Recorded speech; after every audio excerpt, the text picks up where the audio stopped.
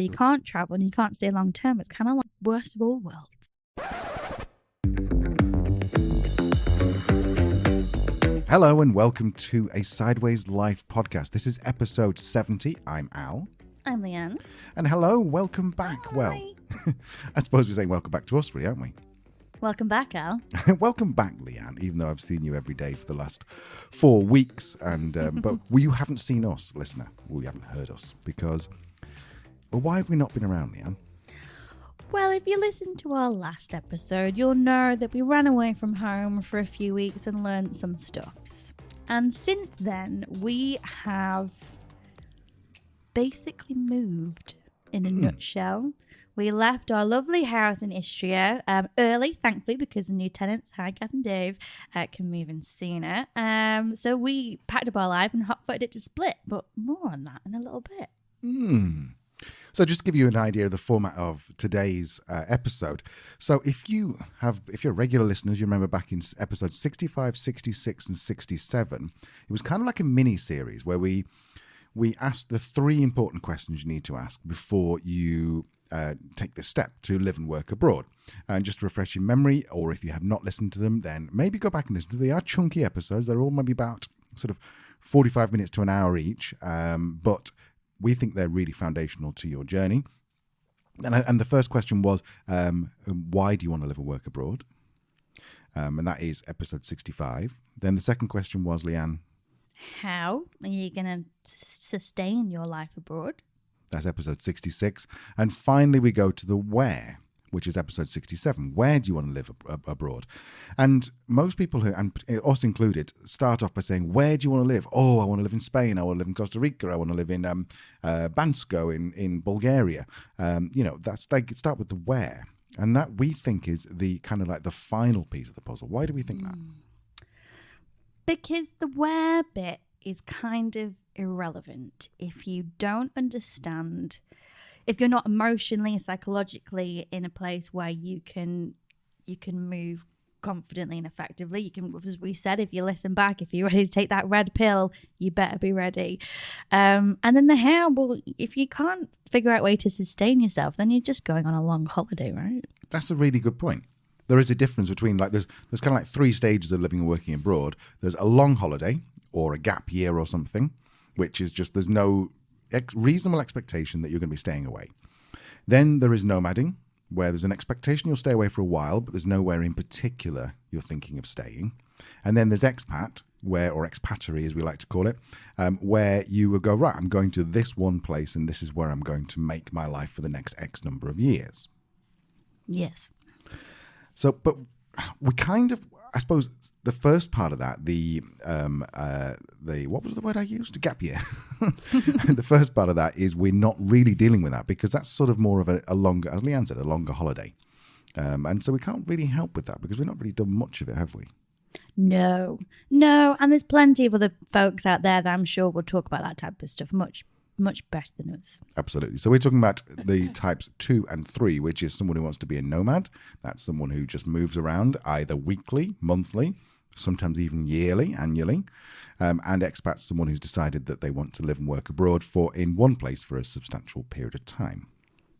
Now, what we're going to do with today is we're going to use our own roadmap. Now, we have created a roadmap. We've not thought of a fancy name of it yet, but by the time you look at it, which is sidewayslife.com/roadmap, we may have come up with a fancy name for it. But the idea is that it goes through these 3 things. They say, first of all, why do you want to live and work abroad? Secondly, how are you going to make it sustainable? How is your everyday life going to look? And then finally, where are you going to live? Each one of these 3 stages has 3 questions, which gives us 9 questions in total. And we are going to go through those and tell you our honest answers to each one of those 9 so you can see how the roadmap would help. Now, yes, and I think just to expand on that a little bit is that this roadmap we've developed to try and help people who are looking to live and work abroad over the coming years, because we get lots of questions from our listeners, which is great, about very different things, either general or specific. And then we also mentioned a few episodes ago that we want to do some kind of challenge, some kind of way to engage people who are listening that aren't yet living and working abroad, just to see if we can help a little bit. So that's where this roadmap has come from. And we have developed it with the help of some of our lovely listeners who have been in touch. So thank you to you. You know who you are. And so the context of why we're going through this for ourselves now, you might think, well, you are living and working abroad. Yes, we are. But our tenancy ended in Istria. And so now we have to be out of Croatia in about a month's time. Our visa ends. Very sad. So we're kind of like, well, okay, well, where do we want to live? And we've been talking very much like where. So Portugal's one option. Going back to Croatia is another option. There's a potential option on the table of a Spanish digital nomad visa, though we don't know how that's going to work. Yeah, or nomading again. I think we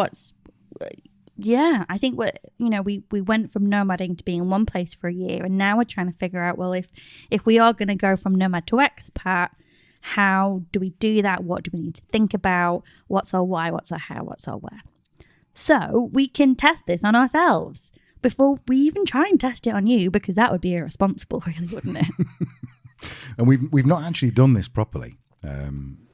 So this is literally a live version of it. So the first three questions. Stage one, why do you want to live and work abroad? So the three questions we think that you should ask yourself are, why is it not good now? So why is it that you don't want to stay where you are? Where will it be different, or how will it be different? And why can't you have what you want now? That all sound good?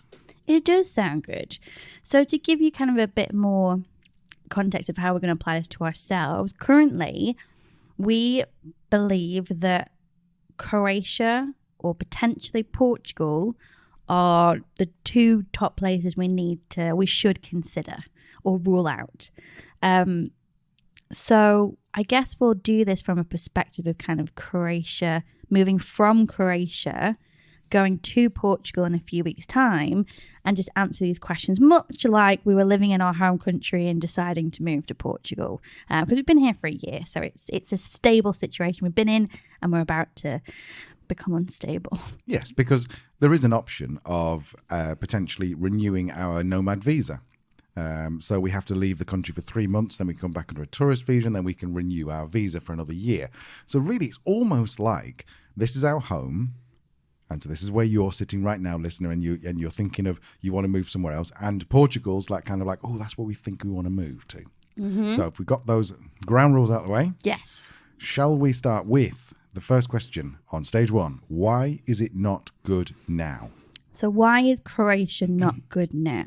Well, I think I would like to just narrow that down in a little bit and say, why is Istria, or was Istria, not good now? We loved Istria, and I think this is a key thing in your why. And we've said this before in the episode, go back and listen. If you're running away from something you're completely unhappy with, there's going to be other things to sort out there. So in terms of why has it got good now, it is good. Istria is good, but there were just little things that were missing for both of us that we didn't quite realize until we ran away from home. And I think that was just that we were, we do own our own business. We are self-employed. We have to have a little bit of hustle in our lives. And Croatia, as beautiful as it is, most of the people we met there are retired, no longer working, or have kind of passive incomes or less intensive businesses, which was great. But as our friends Duncan and Lawrence said, they were like, we were chatting to them before we moved, and they were like, yeah, the issue is we're going to phone you on Wednesday afternoon and see if you want to go for lunch. And I was like, no, the issue is we're going to say yes. So I guess it's just finding somewhere that's got a little bit more in terms of a vibe of kind of business, doing stuff, opportunities, networking, that type of stuff. And so in Istria is good, and it was good, but I felt it was missing that. What about you? Yeah, I think totally agree. I think the temptation was always, because we lived in this beautiful countryside in a very sleepy little village that got 6,000 people in it in the winter, and then the summer goes to like 30,000 when all the tourists come. It was far too easy to go, and it was sunny, far too easy to at 3 o'clock in the afternoon just go, should we have a beer in the garden? And we just felt that it was just, there wasn't that much structure. And also the people it's Jim Rohn, I think, who says you are the sum of the 5 people you spend most time with. And obviously, Leanne and I spent most time with each other. But all the other people we spent most time with were retired. So they'd be like, oh, I'm going to go off and get my bike today and go for a bike ride. And, someone else, oh, I will, I'm going to go for lunch and whatever. Whereas when we went to Dubrovnik, we met up with a lovely lady called Barbara. If you are ever considering getting a visa in Croatia, you need to speak to Barbara. Adriatic Sea Change? Yeah, that's right. Google it or email us or Instagram us and we'll put you in touch. And she had a little meetup and there was only like maybe 8 people there. But we just felt so energized because each one of them had their own thing going on, their own hustle going on. And we came away from that, we were like, and to be fair, we didn't really, we weren't going to go because something else happened. And neither of us were like, and both of us quite introverted, so a bit like, oh, do we have to go and meet new people? But when we got there and we went back, we were just like energized because they were doing things and they were kind of similar to our age, or not, well, Leanne's age, not mine, I'm a bit older. And I just felt that was, so why is it not good now in Istria? To summarise, is that the buzz. Am I right saying I'm trying not to put stuff in your words in your mouth? Not stuff in your mouth. Like, go on. What are you trying to put on me?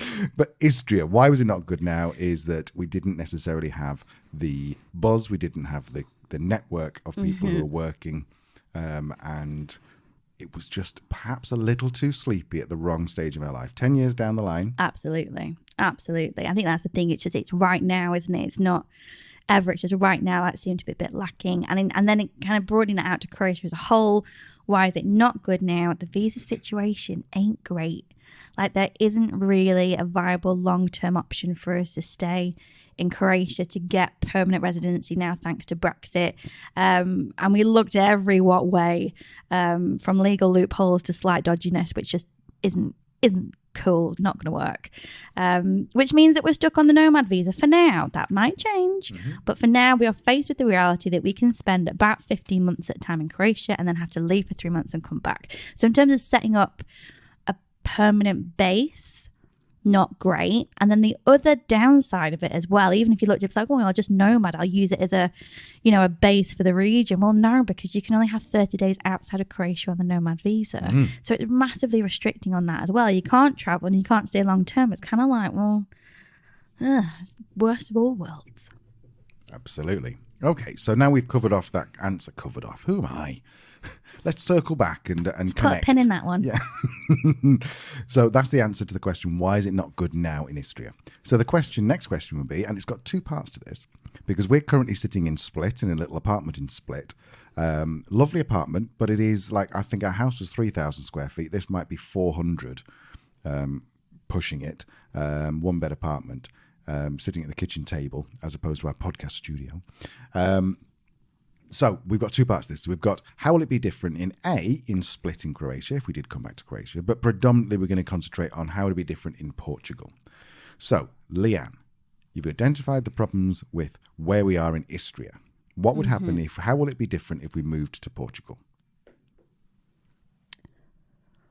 Well, I think in terms of people who work online, who are potentially nomads or expats, there is a high concentration of those types of people in Portugal. Portugal is a well-established, as I'm sure you will know, for many years for both nomads and expats. It's got great visa options, which enables that. It's a tax-friendly situation that enables that. So we know there is a higher concentration of like-minded people, business owners, entrepreneurs, even just people working in a corporate job.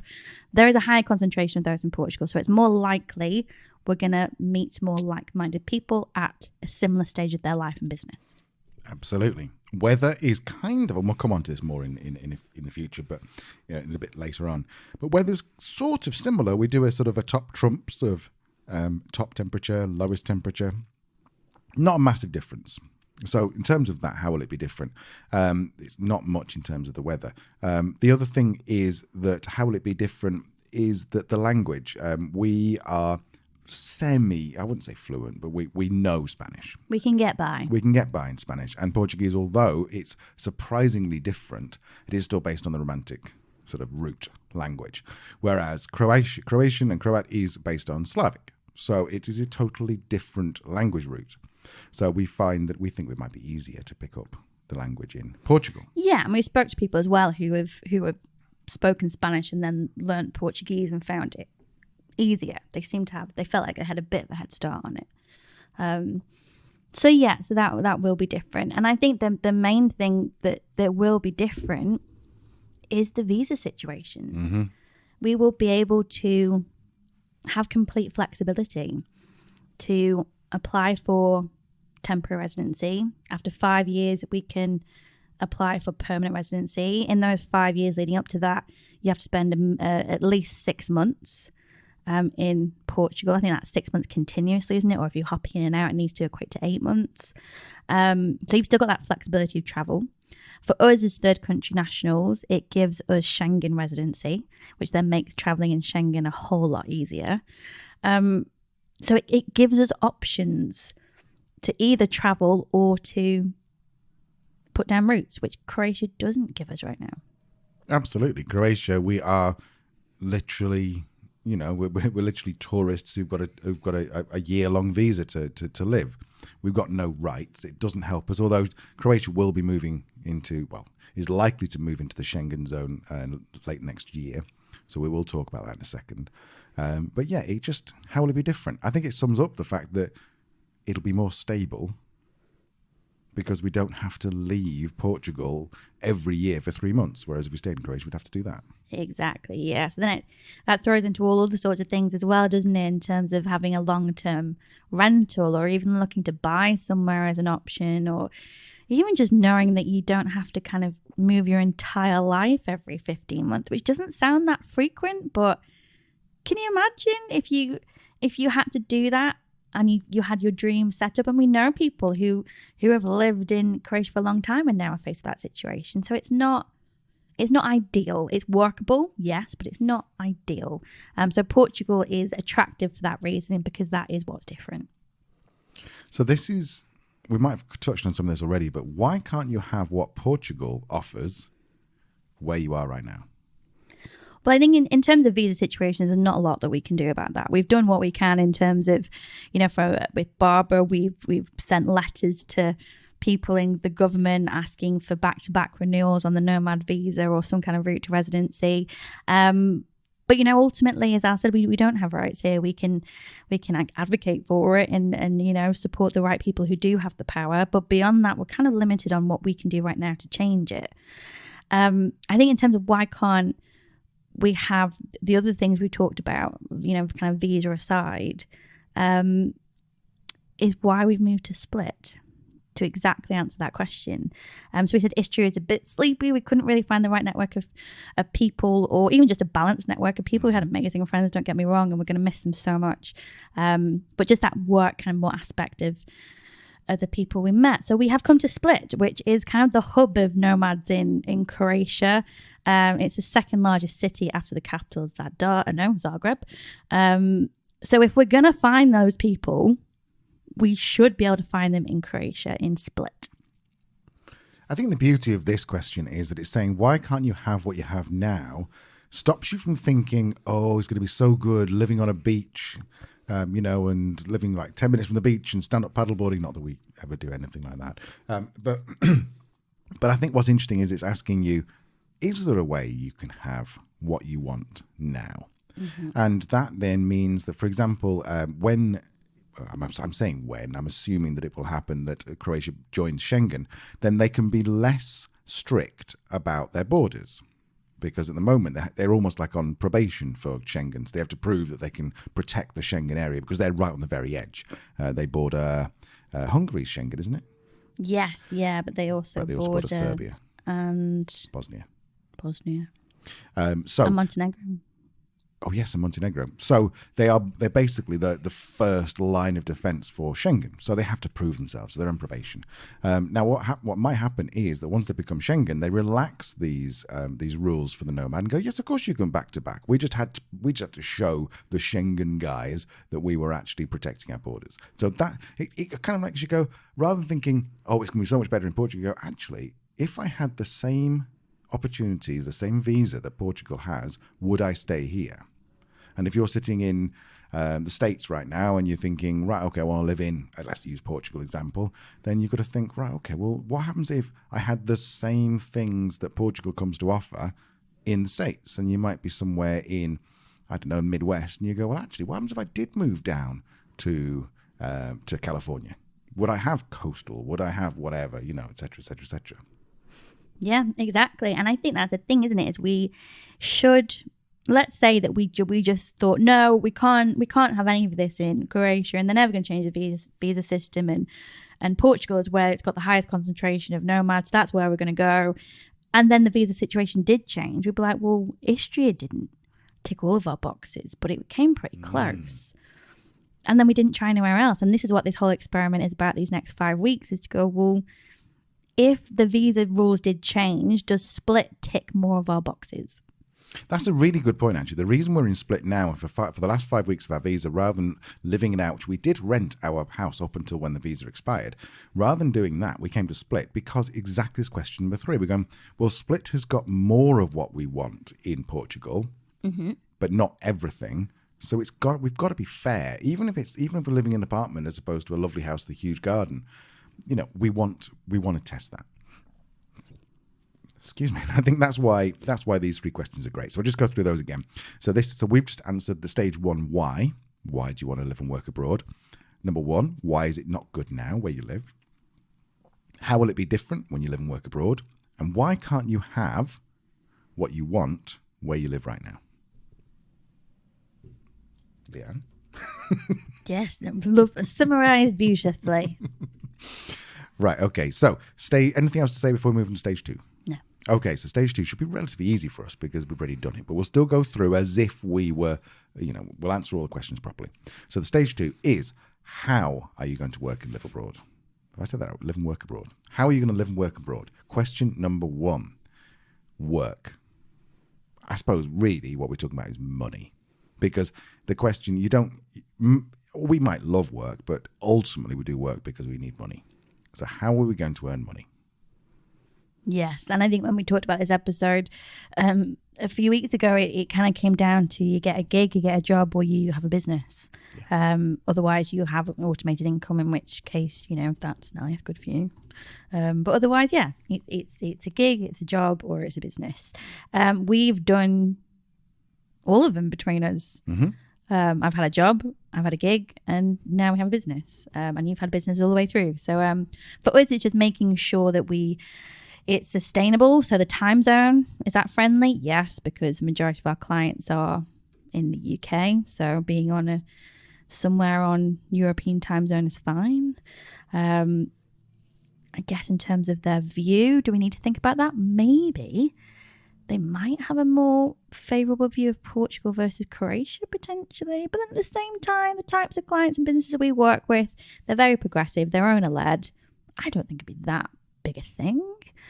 And then it comes down to finding new clients. Well, thanks to the pandemic, working remotely and connecting with people remotely and delivering services remotely is now very normal.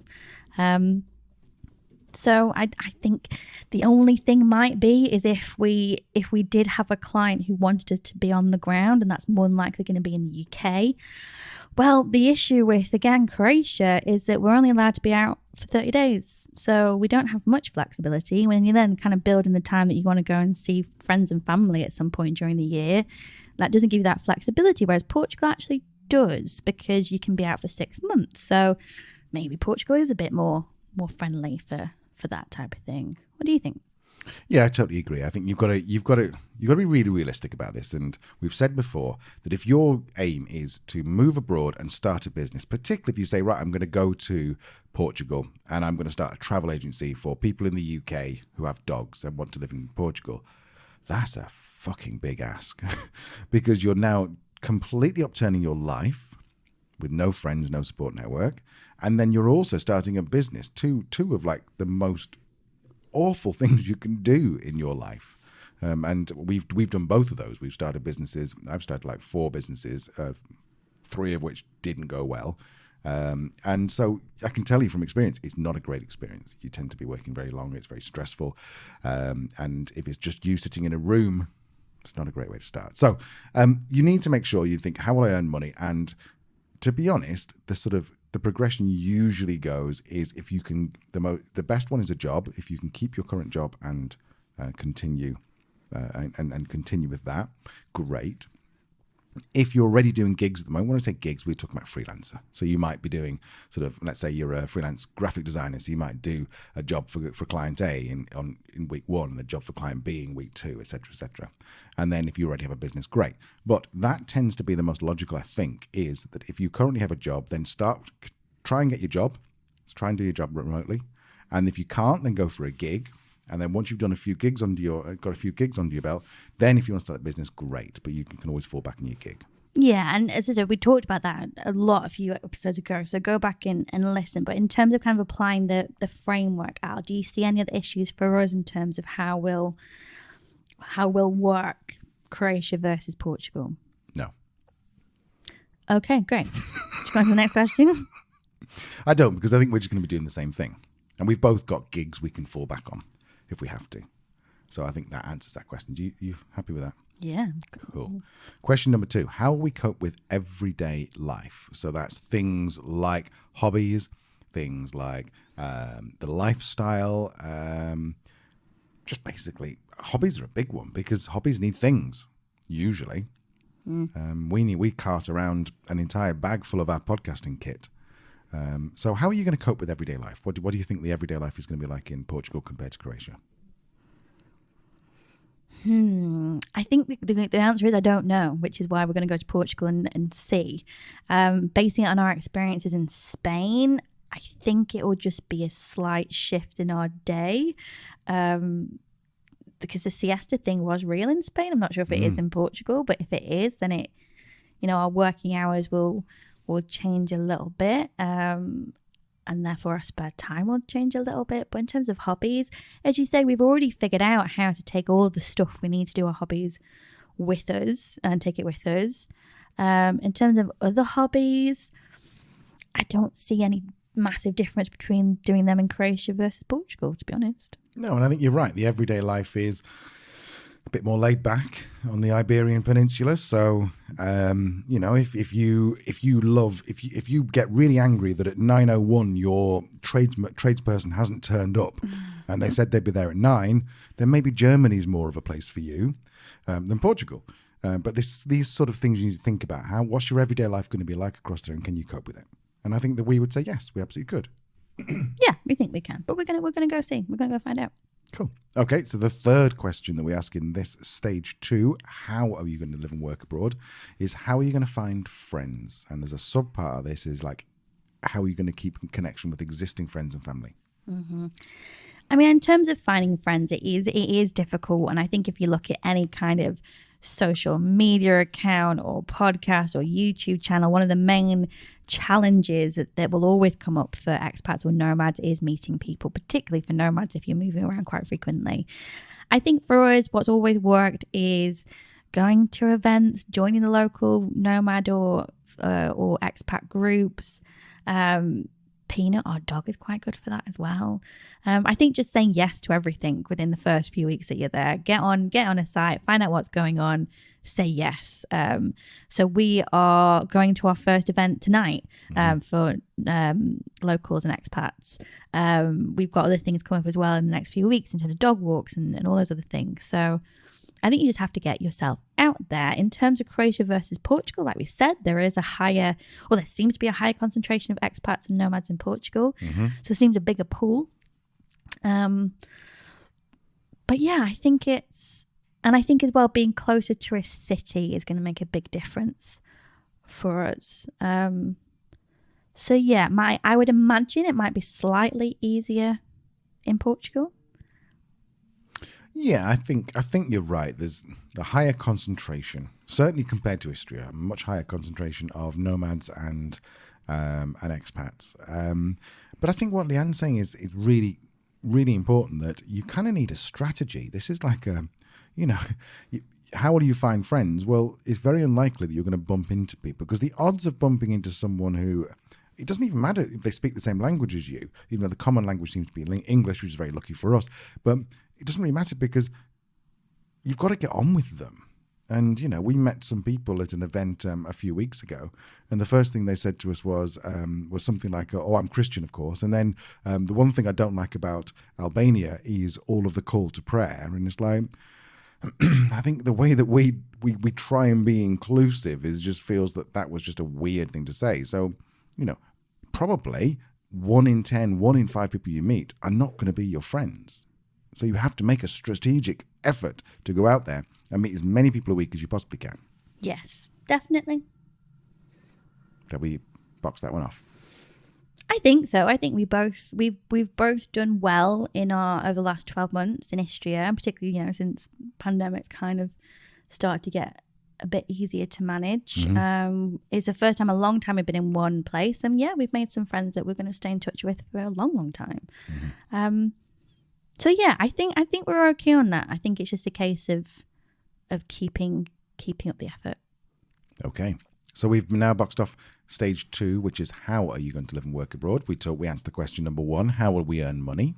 We talk about gig, job, or business are usually the 3 ways you do it. How we cope with everyday life. Is it compatible with the way we live? And how we find friends. Yeah. I think that's it, isn't it? Yeah. Are we ready for stage 3? Yes. And this is going to be a bit of a weird one. This is where do you want to live and work abroad? Yeah. So I think when we were kind of coming to realize that what we really enjoyed about Croatia, or we really enjoyed having a bit of a base, and that's something that we want to try again, but we want to try it again, as we've said, with the possibility of having long-term residency. When we realized that, that was something that Croatia couldn't give us right now, we start to think about, well, where else can we consider? And I think Portugal for us came up for a number of reasons based on the three kind of main points we put into this category. So one, in terms of language, like Al said, we're okay with Spanish, so we've probably got some kind of basis to learn Portuguese. I'm sure it'll be easier than Croatian. It's known as one of the hardest languages to learn, so language might be a bit easier. Culture, we've been immersed in the Iberian culture for many years. We know we love it. Portugal will have its differences and its quirks. Excited to find out what they are. But in terms of culture in general, I don't think it's going to be a massive culture shock. And like we said this before, I think going anywhere in Europe isn't going to be a huge culture shock. There's going to be variations, but I don't think there's going to be anything like crazy. So yes, that's in terms of culture, weather, and lifestyle. I mean, the weather in Portugal, and we like warm places. Mm-hmm. So just to give you a bit of context if you're listening, so in the where there are 3 more questions, which is how are you going to cope with the language and culture, or is the language and culture compatible? Is the weather and lifestyle compatible? And is the visa and tax situation acceptable? So those are the 3 questions. So Leanne was just talking about the language and culture there. Going on to question number 2, the weather and lifestyle. Yes, exactly. I mean, the weather seems very similar to Croatia. Perhaps it's a slightly warmer in the winter in Portugal, and it's slightly warmer in the summer as well, I think, in Portugal. But then it's also more rainy in Portugal than it is because you're on the Atlantic as opposed to the Adriatic. So we looked at that, and we've been looking at all the different places that we wanted to potentially stay in Portugal. And generally, there's not a massive difference in the weather. No, there's not.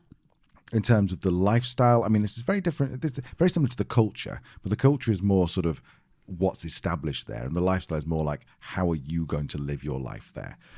So in terms of the lifestyle, I think that we probably, we're testing out an apartment now. We might go back to apartment living like we did in Manchester, and that will come under the lifestyles. Like, is that compatible?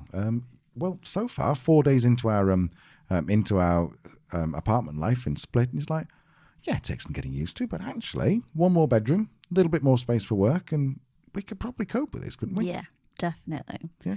Definitely. And I think maybe that's a thing to consider in terms of kind of that living situation as well, which is something that I've read about Portugal that may be a downside for us, is that it is quite competitive to get places to live because it is so popular, because there is a high concentration of expats and nomads there. The price has been pushed up and availability is being pushed down. So it's a challenge. It's going to be more of a challenge, I think, to find somewhere to live than it has been in Croatia. Absolutely. So that's question number 2. And the final question is where do you want to live and work abroad in terms of visa and money, or visa and tax? These are I don't know whether we thought about this when we were moving to Spain back in 2013. Did we think about a visa and tax situation? No. But we didn't have to think about a visa situation because we were still EU members then. And tax, we were both still tax residents in the UK, and it was covered by the double treaty. Kind of, let's not go too much into that. Ultimately, having to be fully legal fiscally in Spain is one of the main reasons that we left, because it's just too expensive. But in terms of kind of visa, this is now a big consideration if you are a third country national. If you're an EU citizen, then not as much. Tax is a big thing because it varies so much. I mean, comparing kind of Portugal with Croatia, as we said already, the visa situation in Croatia not great, but massive plus is you pay 0% tax on any money that you earn as a digital nomad outside of Croatia during that 12 months. So happy freaking days. Whereas in Portugal, yes, you can get a long-term visa, and in terms of tax, it's all right. It's fairly friendly, particularly if you have your own business. It's a bit kinder than the UK. Mm-hmm. It's a shed load better than Spain, but obviously it's not 0%, so something to manage. And then the issue with Spain, and might be the same in other countries as well, and things you need to think about is, okay, well, if it's, do they tax on your nomad income? Do they tax you on your pension? Do they tax you on any automated income such as rental properties? Crypto, yeah. Do they tax you on assets that you earn outside of or worldwide? Spain does. There's so many things to think about. It's not just a case of what's the percentage of income tax. There is lots of other things to consider as well. Yeah, property tax, etc., etc., etc. So it is the last question, but it's probably once you've decided, okay, I mean, the way I see this is the final thing where is you start off with language and culture and you narrow it down to a number of countries. Then you go to weather and lifestyle, you narrow it down further. And then your final decision might be based on your heart, but you should consider the visa and tax situation, particularly the visa situation, because if you go, right, I really want to live in Montenegro, it's like, great. But are you going to be able to get a visa to live there for full time? Lots of people just go and duck under the radar and, go and rent. But that's an issue if you get caught because, if you, like, for example, in Schengen, if someone from the UK went to Schengen and hid out for 12 months and then they tried to leave the Schengen zone, there's going to be some awkward questions at the border because they'll be like, why the hell have you been here 12 months when you only have 3 months? Yeah, and that can be anything from a fine to, I mean, I don't know if they do anything. They do. They can ban you from coming back. I know into they the ban Schengen you. zone. They do any prison type stuff? I don't know. No, I don't know. But yeah, big fines, and they can ban you from going back. So, not a great idea. And in terms of tax, then you go, all right, so let's look at the nomad visa. Greece was on the table for us for a while, but then that's 50% off tax for the first year, and then I think it's full tax. And the full tax is somewhere around about the same as Spain, like sort of 48, 50% top rate. Whereas to give you an idea with Portugal, you can earn up to, now we're not accountants or tax advisors, so don't quote us on this, but we've been told you can earn up to £250,000 each, and you get taxed roughly about 22% on that because of some deductions, some set-asides, the way that you structure it. And, that's reasonable. You'd be on a lot more tax in the UK for that. Whereas Croatia, that was zero. Yeah. And this is why we don't know. And I think if you're in a similar situation, whether you're similar to us and you're looking for a new base, whether you're nomading and looking for a base, whether you're in your home country and looking to move abroad, I think the conclusion that we have come to that we're going to try now is just testing it. And I think that's such an important thing, if you can, to try and just test it. Because to move everything and put it all on a hope and a dream is quite big. So for us, test one, can we tick more of our boxes in Split than we could in Istria? Test two, can Portugal tick even more of our boxes? And then I guess if they're fairly equal, we're then going to have to come down to probably back round to the why and think about, well, what do we want right now? Do we want to settle down? Could we keep nomading for a little bit? What if we go to Croatia, make advantage of the 0% tax situation for 3 years and then, see what changes? there's lots of different things we're going to have to think about and figure out before we come close to making a decision. So those are the 9 questions you've asked. The plan for us is, we've gone through each one of these and we have thought about them. Plan for us is just to go and spend maybe 3 months in Portugal, maybe a little bit in Spain as well, but spend that time. And we're hopefully going to spend a month in Lisbon and a month in a place called Evora, I'm not sure how to say it yet, I better learn how to say that, which is in the countryside. Well, it's not the countryside, it's like 50,000 people, but it's a smaller city than Lisbon, which is obviously like 500,000 people or something. And just try it. And in those times, we're going to have to make sacrifices. We're going to have to go and live in apartments that are either very expensive or very small, or not necessarily in the area we want to live in. But we just got to experience it, I think. Yes. And if you heard that, that is Peanut snoring. I think you're telling us we should start to wrap it up. We're starting to sound a bit dull. Maybe. Okay, so if you're interested in doing this for yourself, then go to asidewayslife.com/roadmap. You will see that there will be basically a really rough image of our roadmap, and then there will be an opt-in form saying, give us your name and your email. And what will happen is that will come to our email and we'll email you back. It'll be a live email. You're going to get an email back from one of us going, hey, look, this is brand new. We don't know what we're doing. Here's what we've got so far. Will you just give us your feedback on it? And that's what we're looking for. And then at that point, if you look at it and you go, yeah, this makes sense to me, then we will be looking for some people who are going to do some beta stuff for us and maybe go through a challenge and help us develop something that's going to help people. But at this stage, it is very rough and ready. Like you. Talking of which, I better go and get a shave, and Meg, as we're going out tonight. Yes, we are for our first event in Split. How exciting. We'll tell you all about it next week. We will be back next week. We're going to keep up, aren't we, Al? We're going to do a weekly thing now, because this is the start of and if you follow us on Instagram, you would have seen when we left on our house in Istria on Sunday. This is the start of the Portugal versus Croatia 2022 challenge. The battle commences, and hopefully by the end of the year we'll be able to give you an answer. And plot twist, there is a small part of me that thinks it'll end up being neither. You've not said that to me. Right, okay, we'll leave it there.